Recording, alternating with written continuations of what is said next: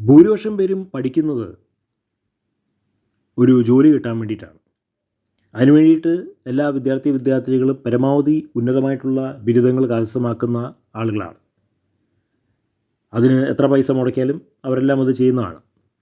പക്ഷേ ജോലി കിട്ടുന്നത് വളരെ കുറച്ച് പേർക്ക് മാത്രമേ ഉള്ളൂ. ഇപ്പോൾ നമ്മൾ ഈ പോസ്റ്ററിൽ കാണുന്നത് രാജ്യത്തെ ബിരുദധാരികളിൽ തൊഴിലെടുക്കുന്നവർ 42.6% മാത്രമേ ഉള്ളൂ. കാരണം ജോലി കിട്ടിയെങ്കിലേ ജോലി ചെയ്യാൻ പറ്റുള്ളൂ. അല്ലാത്തവർക്ക് ജോലി ചെയ്യാൻ ഒരിക്കലും കഴിയില്ല. കാരണം ഓരോ തസ്തികകൾക്ക് വേണ്ടിയിട്ട് അതിൻ്റേതായിട്ടുള്ള യോഗ്യതയുള്ളവരെ മാത്രമേ എടുക്കത്തുള്ളൂ, പരിചയസമ്പന്നരെ മാത്രമേ എടുക്കത്തുള്ളൂ. എല്ലാവരും ജോലിക്ക് എടുക്കത്തില്ല. ഡിഗ്രി ഉണ്ടായിട്ട് കാര്യമില്ല. ഇപ്പോൾ അധ്യാപിക അല്ലെങ്കിൽ അധ്യാപകനാവാൻ വേണ്ടിയിട്ട് BEdും MEdും എടുത്തിട്ട് വെറുതെ ഇരിക്കുന്ന ഒരുപാട് പേരുണ്ട്. കാരണം അത് കഴിഞ്ഞതിന് ശേഷം അവരുടെ കയ്യിൽ ഇനി ലക്ഷക്കണക്കിന് രൂപ ഇനിയും വേണം, എന്നാലേ ജോലി അവർക്ക് കിട്ടത്തുള്ളൂ. കാരണം പല മാനേജ്മെൻറ്റുകളും ലക്ഷക്കണക്കിന് രൂപ ഡൊണേഷൻ വാങ്ങിയിട്ടാണ് ഓരോ അധ്യാപകനെ അല്ലെങ്കിൽ അധ്യാപികയെ ജോലിക്ക് എടുക്കുന്നത്. ഡിഗ്രി ഉണ്ടായിട്ട് കാര്യമില്ല. ഇതുപോലെ കേട്ടത് കേരളത്തിൽ തിരുവനന്തപുരം ജില്ലയിൽ സബ് ഇൻസ്പെക്ടറിൻ്റെ ടെസ്റ്റും പാസ്സായി ട്രെയിനിങ്ങും പാസ്സായി ഒക്കെ ഇരിക്കുന്ന ആളുകളുണ്ടത്രേ. അപ്പോൾ ഇതുപോലുള്ള ഉദ്യോഗസ്ഥർ ഇനി 50 ലക്ഷം രൂപ കോഴ കൊടുത്താൽ മാത്രമേ അവർക്ക് ജോലി കിട്ടുകയുള്ളൂ.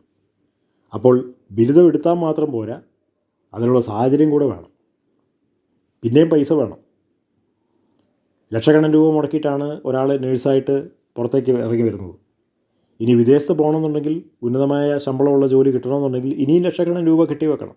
25 ലക്ഷം, 15 ലക്ഷം, 18 ലക്ഷം, 40 ലക്ഷം വരെ വാങ്ങുന്ന ഏജൻറ്റുമാരുണ്ട്. ഈ ഏജൻറ്റുമാരിലൂടെ മാത്രമേ വിദേശത്ത് നേഴ്സിങ്ങിൻ്റെ ജോലി കിട്ടത്തുള്ളൂ. അതുകൊണ്ട് അങ്ങനെയിരിക്കുന്ന സാഹചര്യത്തിൽ ഡിഗ്രി എടുത്തിട്ട് മാത്രം ഒന്നും സംഭവിക്കാൻ പോകുന്നില്ല. കാരണം അതിനുള്ള സാഹചര്യം വേണം. നമ്മുടെ നാട്ടിൽ അതിനുള്ള സാഹചര്യം വളരെ കുറവായതുകൊണ്ടാണ് പല അഭ്യസ്ത വിദ്യർ ഇന്ന് ജോലിയില്ലാതെ ഇരിക്കുന്നത്. ജോലി എല്ലാവർക്കും ഇഷ്ടമാണ്, അത് ചെയ്യാൻ പലരും തയ്യാറാണ്. പക്ഷേ അത് കിട്ടിയാലേ അത് ചെയ്യാൻ കഴിയുള്ളൂ. ഡിഗ്രി എടുത്തിട്ട് ആഗ്രഹിക്കുന്ന ജോലി കിട്ടാതെ, സാമ്പത്തിക അസമത്വമില്ലാത്ത ജോലി കിട്ടാതെ ഇരിക്കുന്ന ലക്ഷക്കണക്കിന് ആളുകൾ ഉള്ള ഒരു സംസ്ഥാനമാണ് കേരളം. പറയപ്പെടുന്നത് ഏകദേശം 70 ലക്ഷത്തോളം ആളുകൾ കേരളത്തിൽ സ്ഥിരമായ ശമ്പളമില്ലാതെ, വരുമാനമില്ലാതെ ജീവിക്കുന്ന ആളുകൾ ഉണ്ട്. അവരെല്ലാവരും വിദ്യാഭ്യാസമുള്ളവരാണ്. അപ്പോൾ വിദ്യാഭ്യാസം ഉണ്ടായിട്ട് ആകാശത്തോട്ട് നോക്കിയിരിക്കുകയാണ്. കാരണം കൂലിപ്പണിക്കാർക്ക് ഇതിനെക്കാട്ടും കൂടുതൽ ശമ്പളമുണ്ട്, വിദ്യാഭ്യാസം ഉള്ളവരെക്കാട്ടും കൂടുതൽ ശമ്പളമുണ്ട്. ഇത് വലിയൊരു തമാശയാണ്.